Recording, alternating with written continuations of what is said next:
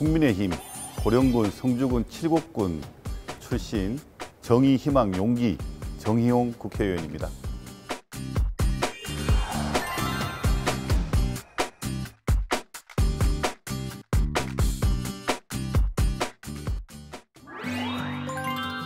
네, 저는 현장 소통, 봉사, 그리고 마지막으로 미래 이렇게 세 가지 키워드를 꼽았습니다.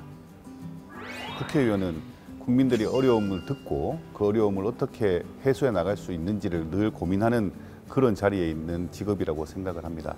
그래서 끊임없이 현장에서 소통하고 국민의 목소리를 들어야 하는 일이기 때문에 현장 소통을 꼽았습니다.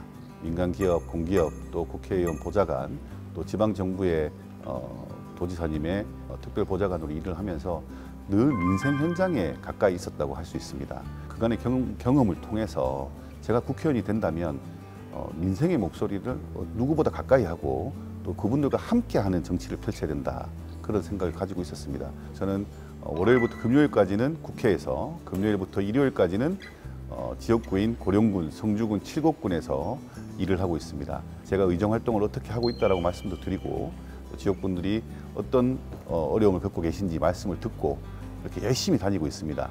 그래서 열심히 다니고 듣는 것이 제 가장 현장 소통의 가장 큰 비결이라고 생각을 하고요. 또 법안도 현장 소통 중심으로 진행을 하고 있습니다. 작년 여름에 고령군 대가야 시장에 갔는데 한 상점에 어르신께서 부가가치세법이 개정된 지가 너무 오래됐다, 그리고 지금 살기가 너무 어려운데 세금 부담이 크다라고 말씀을 주셨습니다. 그래서 살펴봤더니만 1999년도에 개정이 된 이후로 20년이 넘도록 개정이 안 되고 있었습니다. 그래서 그 한도를 4,800만 원에서 인상하는 법안을 내서 작년 연말에 통과가 돼서 지금 어려워하는 상인분들께 조세 부담을 조금 덜어드리는 그런 법안을 내고 통과돼서 큰 보람으로 느끼고 있습니다. 국회의원이라는 자리가 국민들보다 앞서서 봉사를 할 수 있는 자리여야 된다고 생각을 합니다. 그래서 저는 봉사가 국회의원의 중요한 임무고 덕목 중에 하나다. 누구보다 발벗고 먼저 나서야 한다. 그게 지도자의 덕목이다라고 생각을 했고, 봉사를 굉장히 중요한 가치로 생각을 하고 지금 현재도 봉사활동을 열심히 펼치고 있습니다. 또 몸으로 하는 봉사도 있지만 또 나눔의 가치도 봉사의 범주 안에 들어갈 수 있다고 생각을 합니다.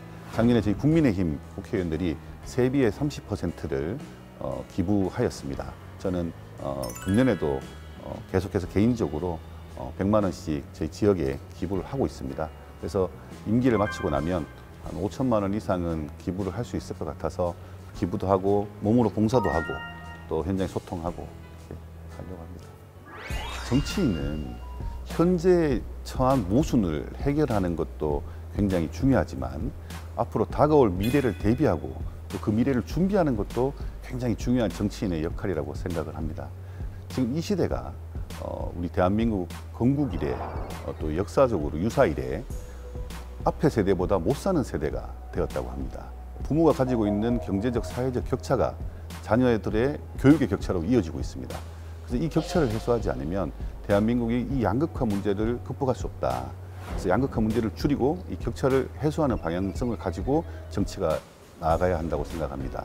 그리고 두 번째는 지방 소멸의 문제가 있습니다. 수도권의 과밀화를 막아서 지방으로 오실 수 있도록 할 것인가, 이 부분은 굉장히 심각하게 또 깊이 관심을 가지고 고려해야 된다고 생각을 합니다.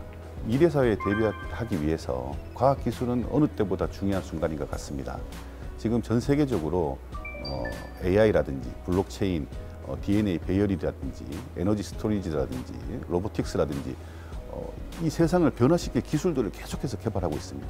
그럼 우리가 이 대한민국이 지금 이 현 세계의 기술 상황에서 어느 정도의 위치에 처해 있는지, 이 기술 뒤처지지는 않는지, 또 이 기술을 넘어서서 우리 대한민국이 기술을 끌고 나갈 것은 없는지, 이 부분들을 대비하는 것도 굉장히 중요하다고 생각을 합니다. 그래서 이 세 가지 이유 때문에 저는 미래를 제 세 번째 키워드로 꽂았습니다.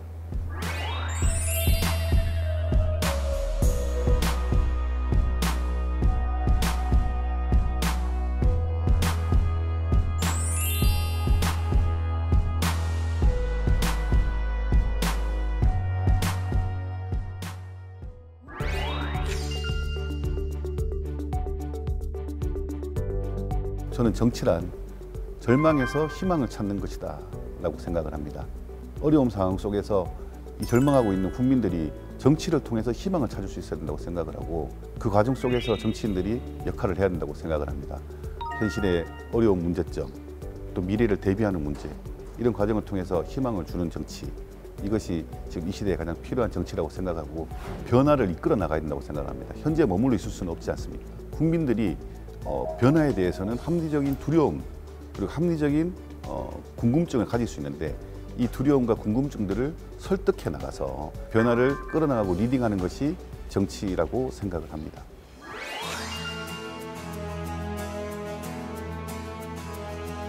여당과 야당의 의석수 차이가 너무 커서 단독으로 개원이 되고 상임위원장을 여당에서 다 차지를 하고, 각종 법안 처리 과정에 있어서 여야 합의의 정신보다는 여당의 또 일방적인 입장이 강조되는 그런 국회의 문화를 목도하고 상실감도 컸고 국민들 앞에서 죄송한 마음도 많이 가졌습니다. 하지만 또 여당을 상대로 국민들의 마음이 어떻다는 것을 이야기를 하고 전해서 금년부터는 여야가 협치하고 또 여야가 대화를 통해서 국민들의 목소리를 제대로 온전히 받아들일 수 있는 그런 국회가 되기를 소망하고, 그 안에서 저도 역할을 하려고 합니다.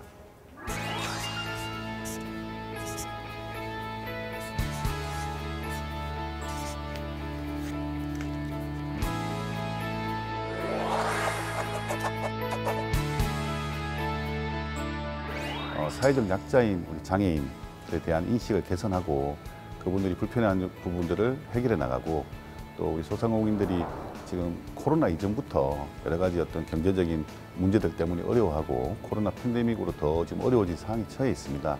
이런 분들을 위해서 제가 함께 가는 의정 활동을 펴겠다는 취지로 동행이라고 적었습니다. 우리 장애인들을 위해서 작년에는 제가 점자법 개정안을 내서 점자의 날을 지정하는 법안을 만들어서 통과를 시켰습니다. 금년에는 시각장애인뿐만 아니라 전체 장애인들을 위해서 권익을 향상시킬 수 있는 법안들을 고민하고 있습니다. 그리고 소상공인들을 위해서 최저임금법이라든지 근로시간의 탄력성의 문제라든지 많은 법안을 제출을 했는데요. 이 법안이 금년에도 잘 논의가 될 수 있도록 끊임없이 촉구하도록 하겠습니다. 또 한 가지는 저는 사회에 헌신하신 분들에 대한 희생정신을 높이 사야 된다고 생각을 합니다. 그래서 우리 참전 유공자 어르신분들이 국가를 위해서 대한민국을 위해서 헌신하신 그 부분에서 합당한 예우를 받으실 수 있도록 노력하겠다는 말씀도 덧붙여 드리겠습니다.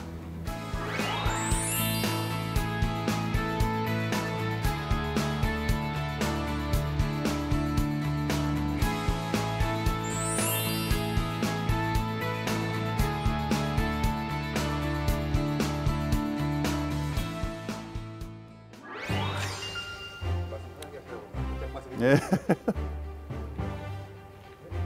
우리 고향에 계시는 많은 분들과 정희용을 알고 있는 많은 지인들께서 우리 희용이 4년 동안 국회의원 하면서 참 열심히 했다라는 이런 이야기를 많이 하는데, 더욱더 겸손하고 더욱더 열심히 하면서 우리 희용이 진짜 잘한다, 우리 희용이 정말 잘한다, 이런 소리 들을 수 있도록 계속 끊임없이 지치지 않고 열정적으로 일하는 정희용이 되기를. 희용아, 고생 많이 했대. 화이팅!